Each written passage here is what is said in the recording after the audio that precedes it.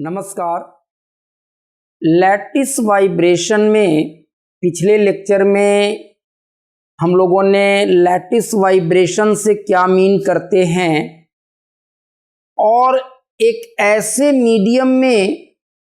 जिसके अंदर constituting particles का डिस्ट्रीब्यूशन डिस्क्रीट है, कंटिन्यूअस नहीं है,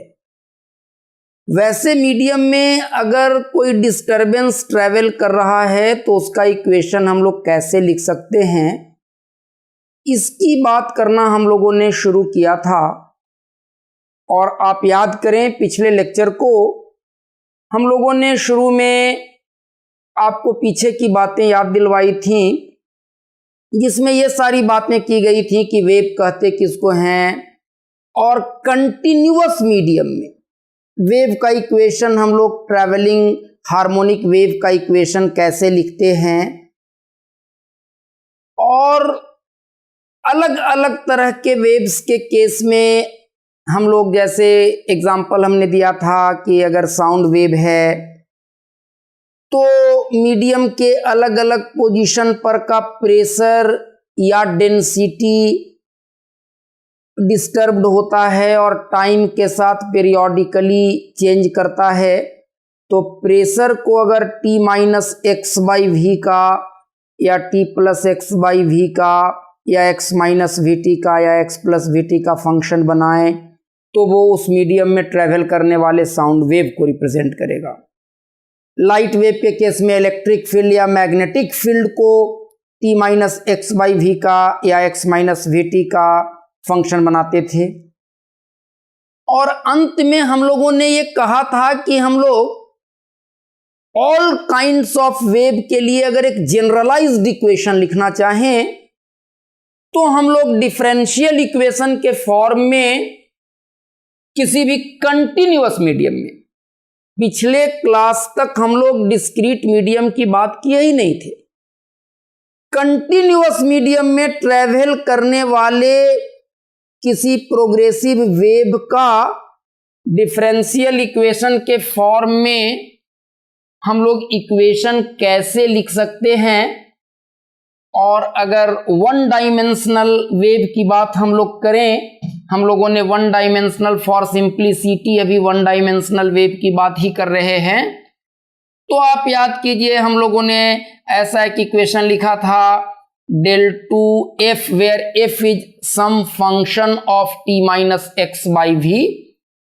del 2f by del t square is v square times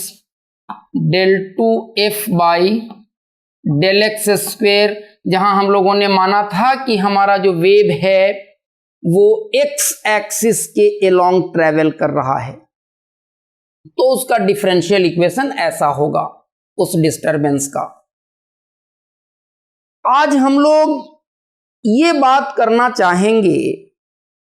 कि अगर हमारा मीडियम कंटिन्यूअस नहीं है,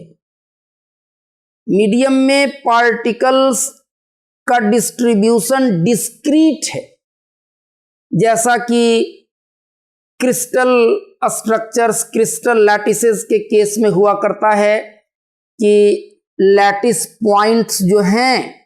वो लैटिस पैरामीटर के बराबर डिस्टेंस से सेपरेटेड होते हैं और उन्हीं लैटिस पॉइंट्स पर बेसिस अटैच्ड होता है, atoms, molecules, ions, group of atoms, group of ions attached होते हैं। So this is a discrete distribution of basis और वो लैटिस पैरामीटर के बराबर सेपरेशन से सेपरेटेड होता है। तो इस तरह का अगर डिस्क्रीटनेस है मीडियम के अंदर में, तो वैसे मीडियम में ट्रैवल करने वाले डिस्टरबेंस को किस तरह के इक्वेशन से रिप्रेजेंट कर सकते हैं और वैसे मीडियम में ट्रैवल करने वाले वेव्स की फ्रीक्वेंसी और उस वेव का जो वेव वेक्टर होगा के, वो आपस में कैसे रिलेटेड होंगे और किस तरह के इक्वेशन से ये वेव रिप्रेजेंट किए जा सकते हैं, इन बातों को हम लोग करना चाहेंगे। तो हम लोग ऐसा करते हैं देखिए लेफ्ट हैंड साइड, इस इक्वेशन के लेफ्ट हैंड साइड में कोई प्रॉब्लम नहीं है, टाइम तो कंटिन्यूअसली वेरी करेगा ही। तो एफ जो है वो टाइम का तो कंटिन्यूअस फंक्शन होगा। तो LHS को तो हम लोग ऐसे ही लिख सकते हैं del 2f by del t square. But RHS F x का अगर कंटिन्यूअस फंक्शन होगा तभी सेकेंड डेरिवेटिव का कोई मतलब है, क्योंकि हम लोग कंटिन्यूअस फंक्शंस के लिए ही डेरिवेटिव्स को डिफाइन किया करते हैं। और अगर फंक्शन कंटिन्यूअस नहीं है, कोई दो वेरिएबल के बीच का रिलेशन है और एक वेरिएबल का वैल्यू कितना होगा वो दूसरे वेरिएबल पर डिपेंड कर रहा है, तो ये जिस पर वो डिपेंड कर रहा है उसको बोलते हैं इंडिपेंडेंट वेरिएबल, और इस दूसरे वाले वेरिएबल को बोलते हैं डिपेंडेंट वेरिएबल। तो अगर इंडिपेंडेंट वेरिएबल का वैल्यू बदलेगा तो डिपेंडेंट वेरिएबल भी बदलेगा, because it depends upon this. तो अगर इंडिपेंडेंट वेरिएबल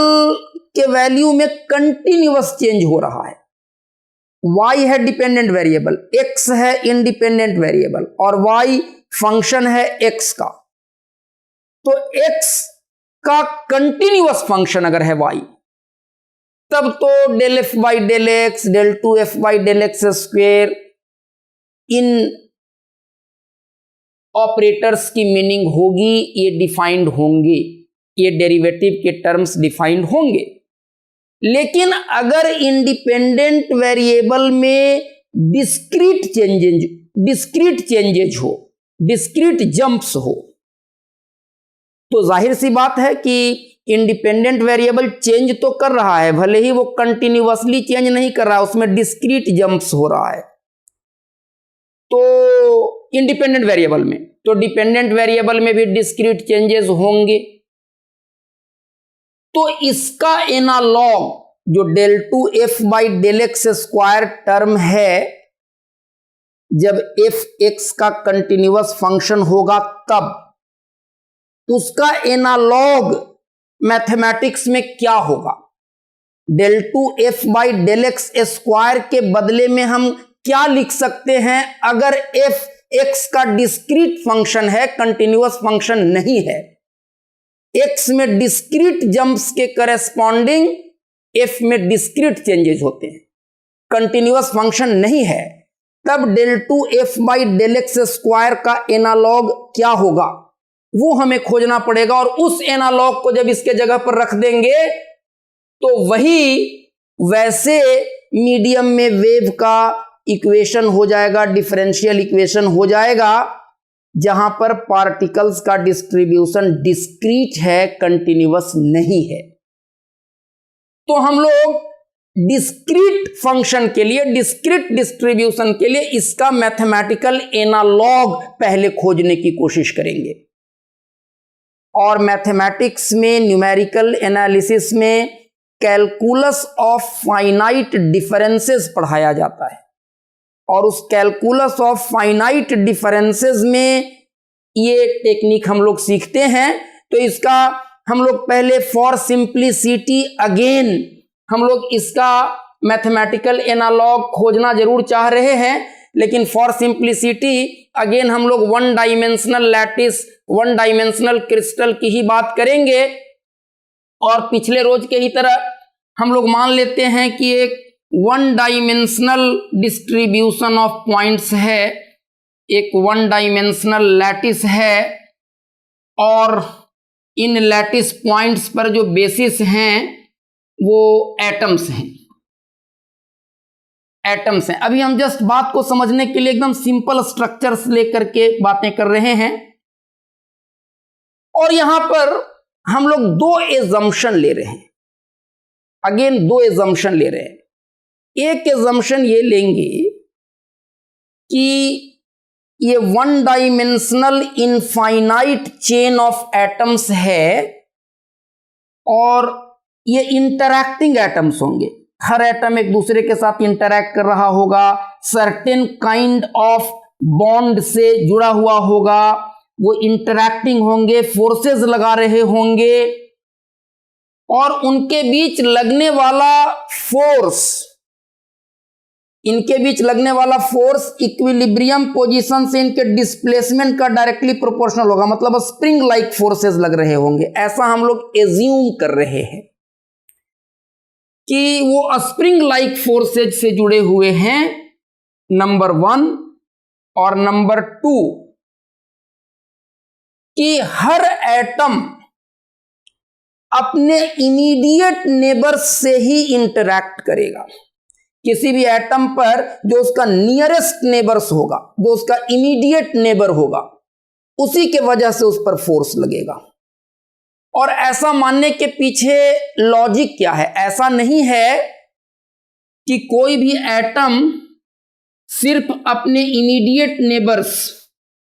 नियरेस्ट नेबर्स से ही इंटरैक्ट करता है, नहीं, सर्टेनली वो दूसरे एटम से भी इंटरैक्ट कर रहा होगा, उनके साथ भी इंटरैक्शन हो रही होगी, वो भी फोर्सेस लगा रहे होंगे। लेकिन जो नियरेस्ट नेबर्स, इमीडिएट नेबर्स से इंटरैक्शन के करस्पॉन्डिंग फोर्स होता है, उन फोर्सेस की तुलना में जो बाकी उससे दूर वाले एटम्स होते हैं, उनके साथ इंटरैक्शन के करस्पॉन्डिंग फोर्स काफी कम होता है, नेग्लिजिबली स्मॉल होगा, and they can be neglected to a first approximation. तो हम लोग ऐसा मान करके काम करेंगे कि the forces corresponding to interaction with the immediate neighbors, the nearest neighbors, are large enough to be considered as compared to the forces corresponding to the interaction of any atom with other atoms। और हम लोग ऐसा मान रहे हैं कि ये springs like forces से जुड़े हुए हैं, और F is equal to KX के तरह के फोर्सेस ऑपरेट करेंगे, और इस तरह से infinite chain of one dimensional lattice या क्रिस्टल की बात कर रहे हैं। Let us consider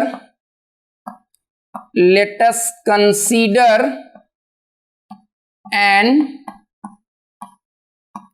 infinite chain of one dimensional atoms। और यहां पर हम लोग दो चीजें एज्यूम कर रहे हैं, और ये दो चीजें एज्यूम करके सारी बातें लिख रहे हैं। हम लोग दो एजम्पशंस ले रहे हैं। एक एजम्पशन तो ये ले रहे हैं कि every atom interacts with immediate neighbours. Immediate neighbours और nearest neighbours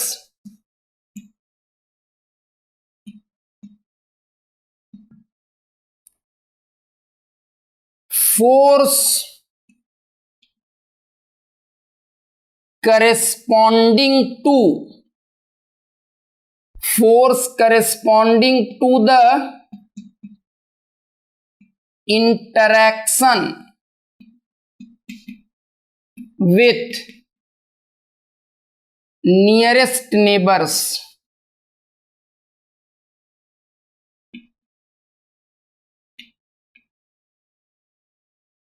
only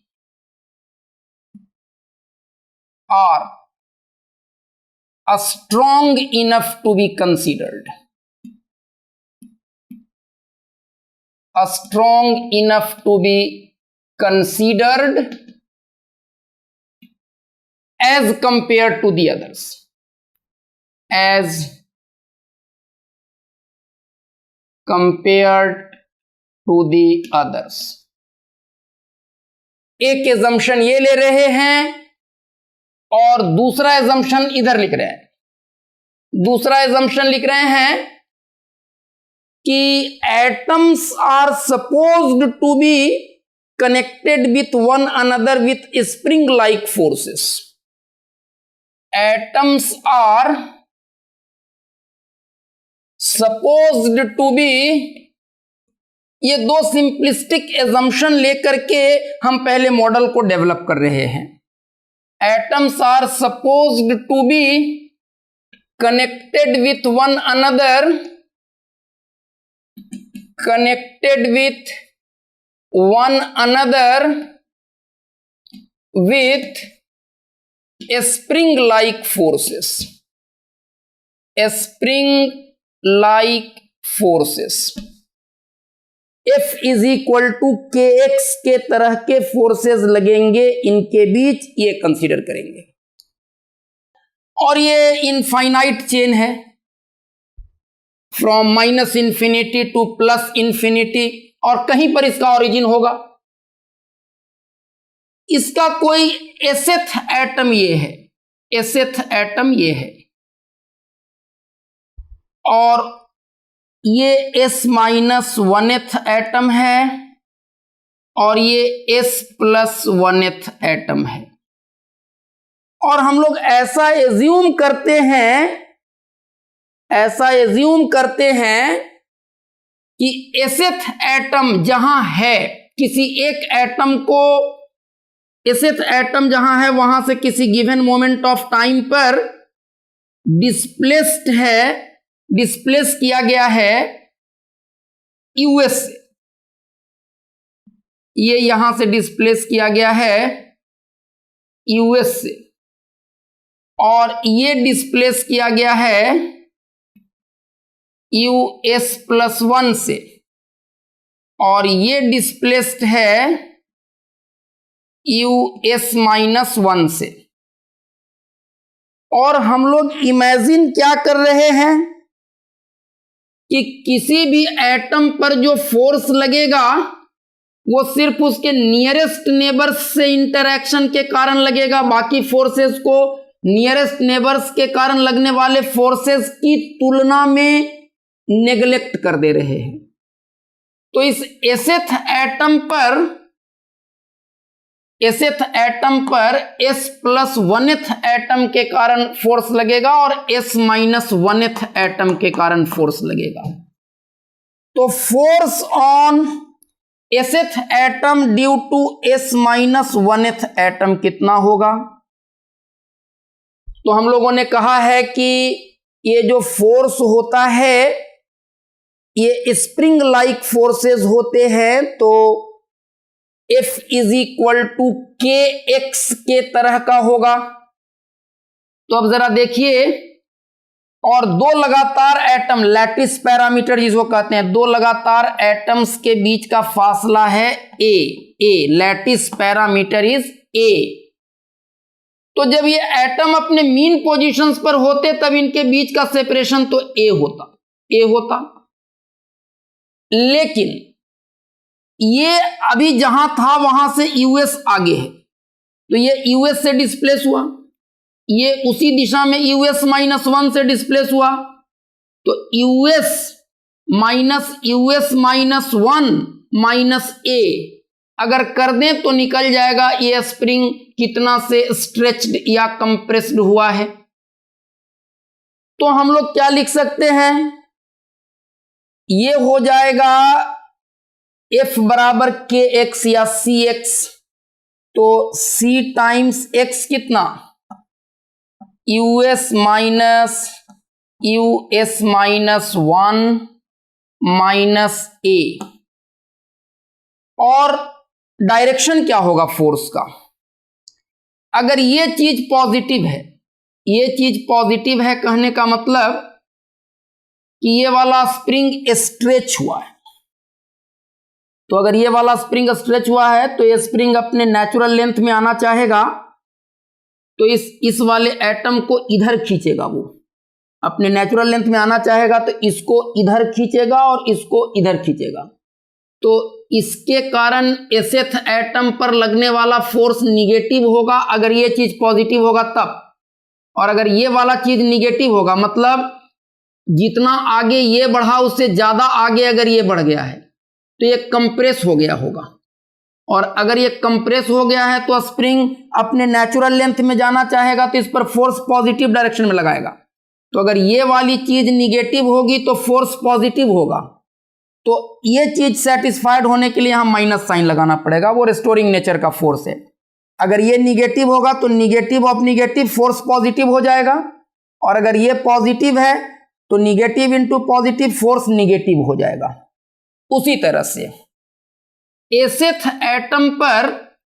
S+1th atom के कारण कितना फोर्स लगेगा, S+1th के कारण कितना फोर्स लगेगा, तो स्प्रिंग कांस्टेंट इनटू यहां भी वैसे ही निकाल दीजिए। अब इसके वजह से इस पर कितना फोर्स लगेगा वो देखने के लिए क्या देखना पड़ेगा कि ये वाला स्प्रिंग कितना स्ट्रेच या कंप्रेस हुआ है। अगर ये स्ट्रेच होगा तो इसको इधर खींचेगा, अगर ये कंप्रेस होगा तो इसको इधर दबाएगा, तो ये हो जाएगा US+1 minus US minus A। और इसको आप समझ सकते हैं, कैसे? मान लीजिए इन दोनों के बीच अभी फासला है A, और ये जहां था वहां से US आगे बढ़ गया और ये US-1 आगे बढ़ गया। तो अगर US-1 से ज्यादा होगा तो ये स्प्रिंग स्ट्रेच कर जाएगा। तो ये कितना से स्ट्रेच किया वो इस वाले एक्सप्रेशन से मिलेगा। उसी तरह से इसका, और ये अगर पॉजिटिव है तो फोर्स भी पॉजिटिव, और ये अगर निगेटिव है तो फोर्स भी निगेटिव। तो यहां पर निगेटिव साइन नहीं लगेगा, ये ऐसे ही रहेगा। तो net force on sth atom, total force, net force on sth atom due to nearest neighbours, due to immediate neighbours, वो इन दोनों का सम हो जाएगा। तो इन दोनों का सम अगर ले लेंगे तो C, पॉजिटिव वाले को पहले लिख दे रहे हैं, दिस प्लस दिस करेंगे तो US+1 minus US minus A minus US plus US minus 1 plus A, और A and A cancels out, and what do we get is F is equal to C times US+1 plus US minus 1 minus 2US। ऐसा force लगेगा। तो अब देखा जाए, इसको मिटा देते हैं ऊपर से हम लोग।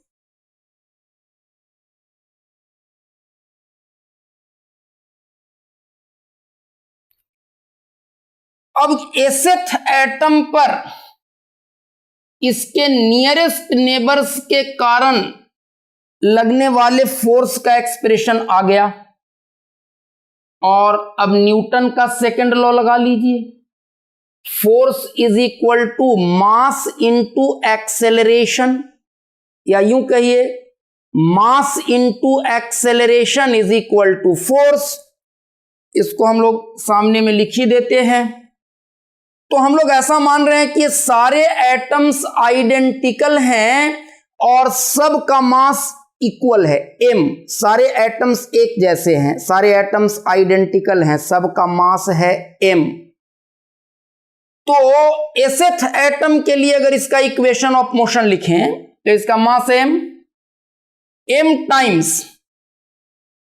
अब इसका डिस्प्लेसमेंट के नाम पर US है,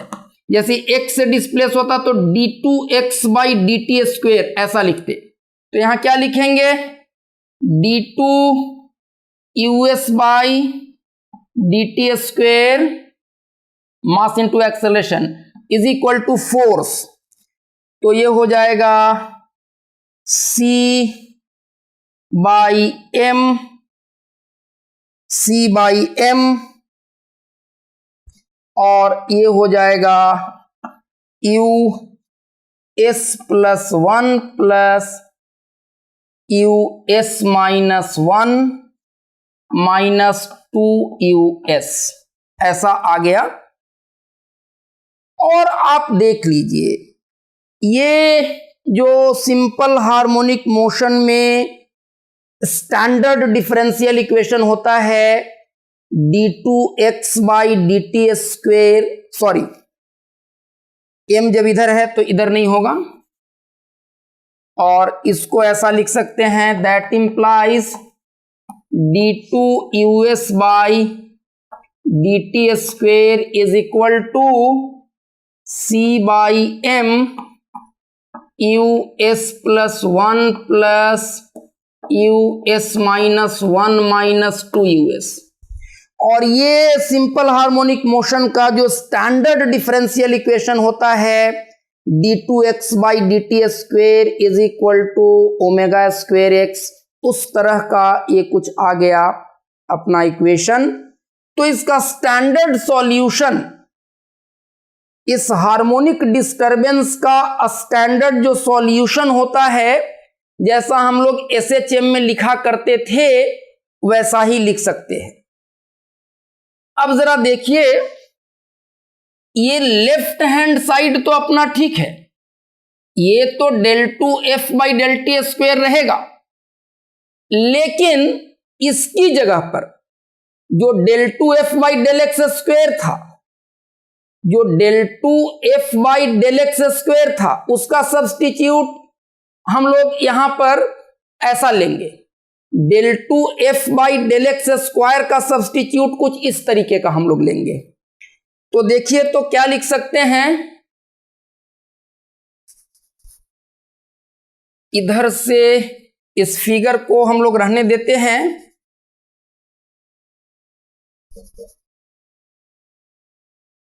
और इन चीजों को इरेज करते हैं। इसको कहते हैं मेथड ऑफ फाइनाइट डिफरेंसेस। ये जो तरीका हम लोगों ने अपनाया, इसको हम लोग बोलते हैं मेथड ऑफ फाइनाइट डिफरेंसेस। तो ये discrete form of wave equation आ गया। इसी का सब्स्टिट्यूट लेफ्ट हैंड साइड में इसके जगह पर ये है, और राइट हैंड साइड में ये कांस्टेंट है, ये कांस्टेंट है। गिवन मीडियम में वेव का स्पीड इज ए कांस्टेंट, इसके जगह पर ये कांस्टेंट है, और इसके जगह पर ये वाली चीज आ गई। तो ये डिस्क्रीट मीडियम में वेव का जो इक्वेशन होगा वो इस तरीके से हम लोग लिख सकते हैं, और इसका हम लोग सॉल्यूशन कैसा लिख सकते हैं, harmonic solution of this equation can be written as harmonic solution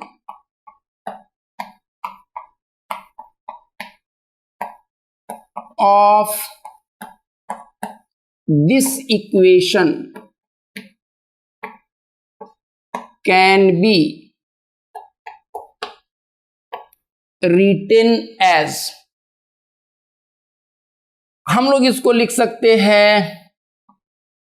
US, और US किसका फंक्शन होगा, तो US फंक्शन होगा, देखिए अगर कहीं पर ऑरिजिन है और हर दो एटम A से सेपरेटेड हैं, तो जैसे हम लोग कहते थे ना कि Y as a function of X and T, जो हम लोग वेव का स्टैंडर्ड इक्वेशन लिखते थे, y as a function of x and t is equal to a sin omega t minus kx, तो उसी तरह का हम लोग सॉल्यूशन यहां पर ले सकते हैं। इसके लिए तो ये x के जगह पर क्या होगा, तो एसेथ एटम का x कोऑर्डिनेट क्या होगा, एसेथ एटम का x कोऑर्डिनेट होगा s टाइम्स a, जहां पर ओरिजिन लिए हैं वो तो x बराबर 0 पर है, और पहला एटम 1a पर है, दूसरा 2a पर है, तीसरा 3a पर है, एसेथ एटम sa पर है। तो US as a function of x मतलब sa एंड टाइम, तो इसको हम लोग लिख सकते हैं, a को ये कांस्टेंट ले लेते हैं, a sine omega T minus के एक्स,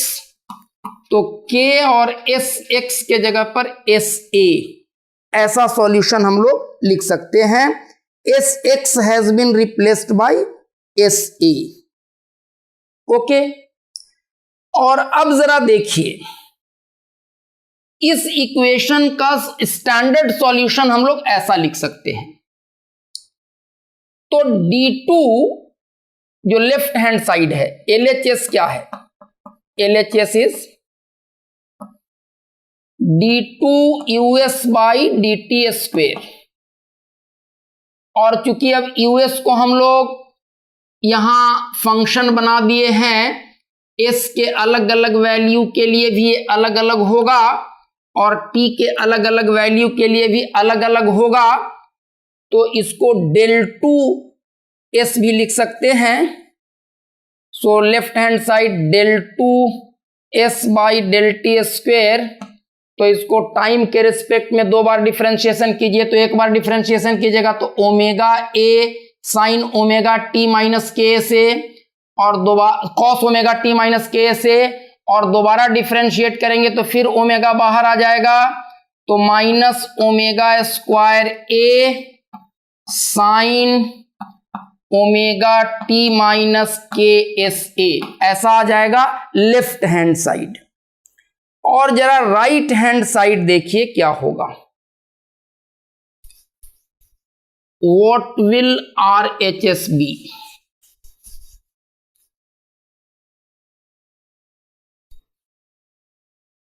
तो RHS को क्या लिख सकते हैं,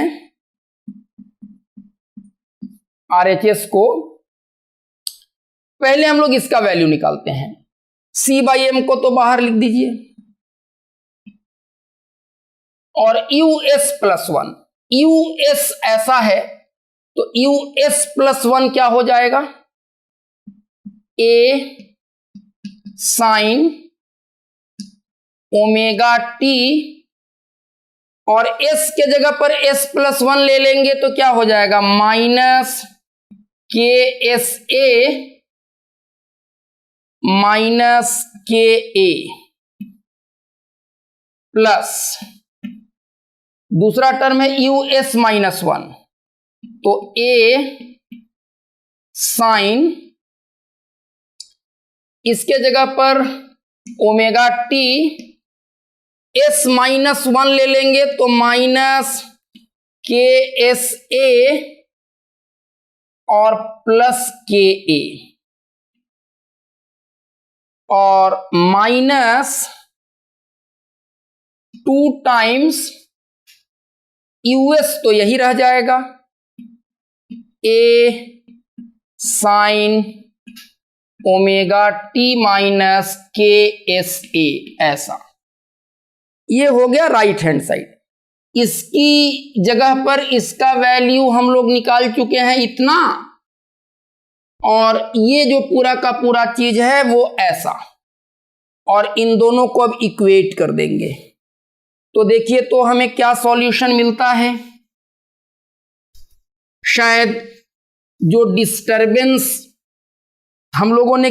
कहां से शुरू किया था आप याद कीजिए, जो इनफाइनाइट चेन ऑफ एटम्स था 1 डायमेंशनल, सपोज कीजिए एक्स एक्सिस के एलोंग, उसको हम लोगों ने एज्यूम किया था कि वो स्प्रिंग लाइक फोर्सेज से जुड़े हुए हैं हर 2 एटम्स, और उसमें से किसी एक एटम को हमने डिस्टर्ब किया, डिस्प्लेस करके छोड़ दिया। तो जब उसको डिस्टर्ब करेंगे तो चूंकि वो स्प्रिंग लाइक फोर्सेज से जुड़े हुए हैं तो वो अपने नेबरिंग एटम्स को भी डिस्टर्ब करेगा, तो वो अपना डिस्टरबेंस कम्युनिकेट करेगा अगले को, पिछले को, फिर वो अपना डिस्टरबेंस कम्युनिकेट करेगा अगले को, और एक डिस्टरबेंस पूरे क्रिस्टल के अंदर में ट्रेवल करना शुरू कर देगा। मतलब आप कह सकते हैं कि ए wave will be generated and a wave will start traveling, or disturbance will start traveling in that crystal lattice। तो वो जो वेव ट्रेवल करने लगेगा, उस वेव की एंगुलर फ्रीक्वेंसी, कितने एंगुलर फ्रीक्वेंसी का वेव जनरेट होगा, और उसके एंगुलर फ्रीक्वेंसी जो वेव प्रोपेगेट करना शुरू करेगा क्रिस्टल में, उस वेव के एंगुलर फ्रीक्वेंसी और वेव नंबर, इनके बीच का रिलेशन कैसा होगा, और वहां से फिर असली कहानी शुरू होती है। और उसका जब हम लोग फिजिकल इंटरप्रिटेशन करेंगे तो मजेदार बातें सामने निकल करके आएंगी, और तब जाकर के एक क्लैरिटी बन पाएगा कि डिस्क्रीट मीडियम और कंटिन्यूअस मीडियम में ट्रेवल करने वाले वेव्स में असल फर्क क्या होता है। तो अब हम लोग इसको एक्सपेंड कर देते हैं, and what do we get is, देखिए तो इस RHS को हम लोग ऐसा लिख सकते हैं C/m, और A तो रहेगा ही रहेगा, और इसको साइन A-B पर तोड़ दीजिए, इसको A मान लीजिए और इसको B मान लीजिए, तो साइन A-B क्या हो जाएगा, sine A cos B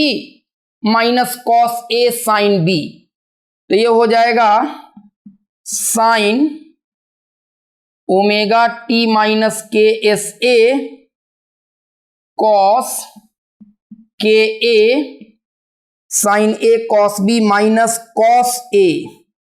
cos A तो रहेगा ही दोनों में, A cos omega T minus के S A sine K A, ऐसा हो जाएगा ये फर्स्ट वाला term.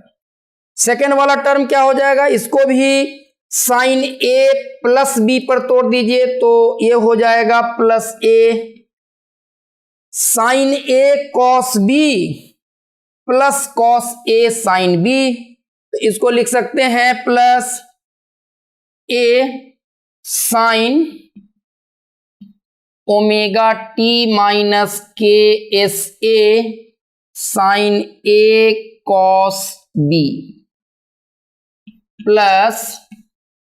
Cos A cos omega T minus के S A sine b minus 2a sine omega T minus के एस ए, ऐसा आ जाएगा। और आप देख लें, ये जो दोनों टर्म्स है, ए कॉस ओमेगा टी माइनस के से साइन के, ये निगेटिव साइन के साथ है, और ए कॉस ओमेगा टी माइनस के से साइन के ये पॉजिटिव साइन के साथ है, तो ये और ये कैंसिल आउट हो जाएगा। और ये दोनों जब कैंसिल हो जाएंगे तो बचेगा क्या, बचेगा C/m ए साइन ओमेगा टी माइनस के एस ए कॉस के ए, और ये भी शायद वही चीज है, ए साइन ओमेगा टी माइनस के से कॉस के, तो इसको डबल ऑफ दिस कर देते हैं, 2a sine omega T minus के S A cos K A minus ये दोनों ऐड करके ट्वाइस ऑफ दिस हो गया, और minus 2a sine omega T minus के एस ए, ऐसा आ गया, ऐसा आ गया। तो अब हम लोग ऐसा करते हैं कि ये जो सॉल्यूशन हम लोगों ने हार्मोनिक सॉल्यूशन लिखा था, मीडियम में ट्रेवल करने वाले डिस्टरबेंस के लिए, उसको अब ऐसा कर सकते हैं, LHS is equal to RHS कर देते हैं। तो LHS में कितना है, minus omega square A sine omega T minus KSA, ये तो अपना LHS हो गया, और इज इक्वल टू RHS। और RHS कितना है, तो RHS है C/M, तो रहेगा, और 2A sine omega T minus KSA को अलग कर लेते हैं, कॉमन ले लेते हैं, 2A sine omega T minus KSA, 2A sine omega T minus KSA इसमें भी है, 2A sine omega T minus KSA इसमें भी है। तो इसको अगर कॉमन ले लेंगे तो क्या बच जाएगा, cos KA माइनस 1 बच जाएगा, cos KA माइनस 1 बच जाएगा। तो अब इस पूरी चीज को हम लोग मिटा देते हैं, इसका काम अपना हो गया। And what do we get now,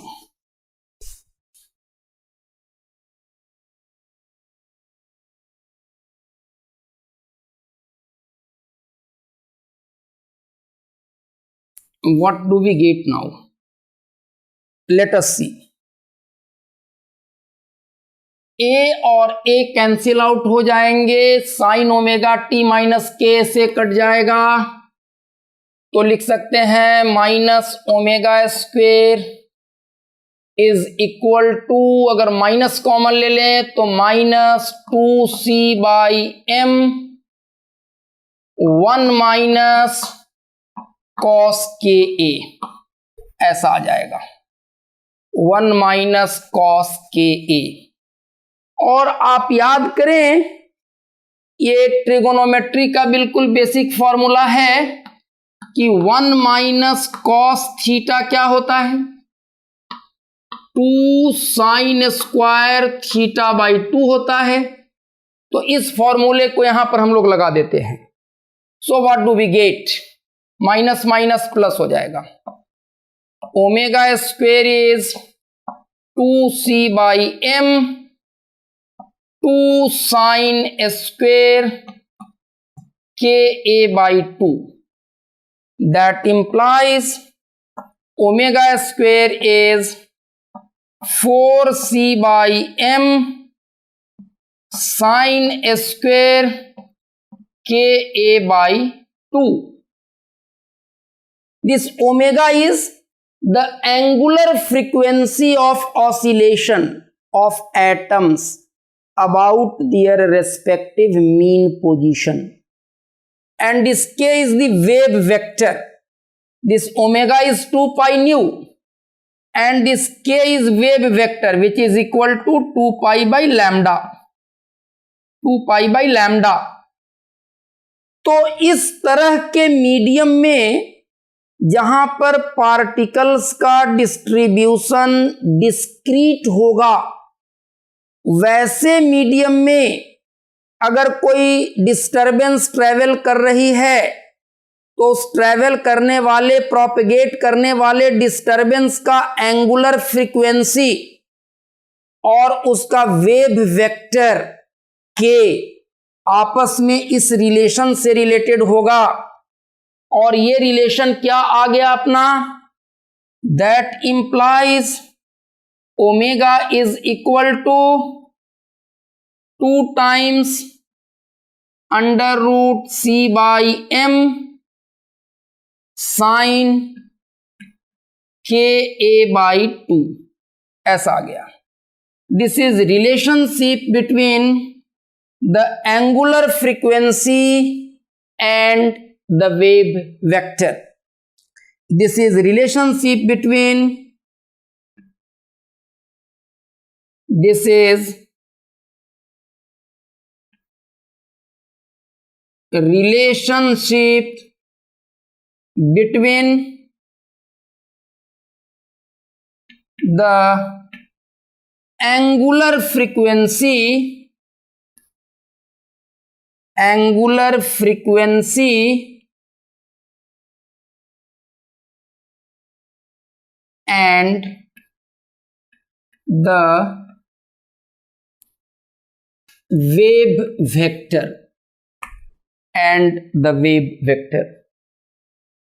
अब देखिए, अगर एक एक्सिस पर, रादर इसका ज्यादा अच्छा तरीका है ऐसे लिखने का, because angular frequency will always be positive, negative angular frequency का कोई मतलब नहीं होता है, तो इसको हम लोग मॉड साइन KA/2 ऐसा लिखा करते हैं। तो अब अगर हम लोग एक एक्सिस पर K को प्लॉट करें, वेव वेक्टर को, और एक एक्सिस पर ओमेगा को प्लॉट करें, तो ये प्लॉट कैसा होगा? K इज इक्वल टू 0 पर, K इज इक्वल टू 0 पर sine 0 degree 0, omega will be 0, so graph will start from here, और उसके बाद ग्राफ साइनोसॉइडल होगा, लेकिन मॉड है तो सिर्फ ऊपर वाला पार्ट रहेगा। दूसरी बात, अगर K का वैल्यू प्लस पाई बाई ए हो या माइनस पाई बाई ए हो, तो देखो, तो देखा जाए, अगर ये पाई बाई ए है, पाई बाई ए, तो ए से ए कट जाएगा, और sine pi by 2, sine 90 is 1 which is maximum possible value of omega. और अगर K का value minus pi by A है, तब भी वही होगा, मॉड है तो पॉजिटिव रहेगा और ये +1 हो जाएगा। तो इसके दोनों तरफ यहां से ये ऐसे जाएगा और यहां पर ये मैक्सिमम हो जाएगा, और इस तरफ भी ऐसे जाएगा और ये मैक्सिमम हो जाएगा यहां पर जाकर के, और ये जो वैल्यू है प्लस पाई बाई ए है, और ये जो वैल्यू है माइनस पाई बाई ए है, और अगर इसके बाद भी आप K को बढ़ाते हैं, then again it will go like this, लेकिन माइनस पाई बाई ए से प्लस पाई बाई ए के बीच ओमेगा का K के साथ वेरिएशन कुछ ऐसा होगा, and omega will be maximum at minus pi by a and at plus pi by a. इसको डिस्पर्सन कर्व कहा जाता है। इस तरह के मीडियम में ट्रेवल करने वाले डिस्टरबेंस के एंगुलर फ्रीक्वेंसी का वेव वेक्टर के साथ ये जो ग्राफ हम लोगों ने खींचा, this graph is usually called dispersion curve, dispersion curve, and this dispersion curve is very important. A lot of physics is there inside this curve, so this is very important। और इस curve को interpret करके graph के ऐसा आने का, omega और K के बीच के रिलेशन को ऐसा होने का क्या मतलब है, ग्राफ को ऐसा आने का क्या मतलब है, और अगर ये कंटिन्यूअस मीडियम होता तब क्या होता, और डिस्क्रीट मीडियम होने से क्या फर्क पड़ा, और ये जो प्लस पाई बाई ए और माइनस पाई बाई ए वाले K के वैल्यूज हैं, इसका कुछ अलग सिग्निफिकेंस है, और उन पॉइंट्स पर ये मैक्सिमम है, और उससे पता चलेगा कि जो उस तरह के डिस्क्रीट मीडियम में ट्रेवल करने वाला डिस्टरबेंस है, उसके बारे में सब कुछ बताने के लिए K के पॉसिबल वैल्यूज कहाँ से कहाँ के बीच लिए जा सकते हैं, या फिर इसका कोई भी वैल्यू लिया जा सकता है, एटसेट्रा एटसेट्रा। तो इसका फिजिकल इंटरप्रिटेशन, इस ग्राफ का फिजिकल इंटरप्रिटेशन, इसके अंदर की फिजिक्स क्या है, and what information does it give us, इससे कौन सी इंपॉर्टेंट फिजिक्स हम निकाल सकते हैं, इसकी बात, इसकी व्याख्या, इसका फिजिकल इंटरप्रिटेशन हम लोग अगले लेक्चर में करेंगे। Thank you very much.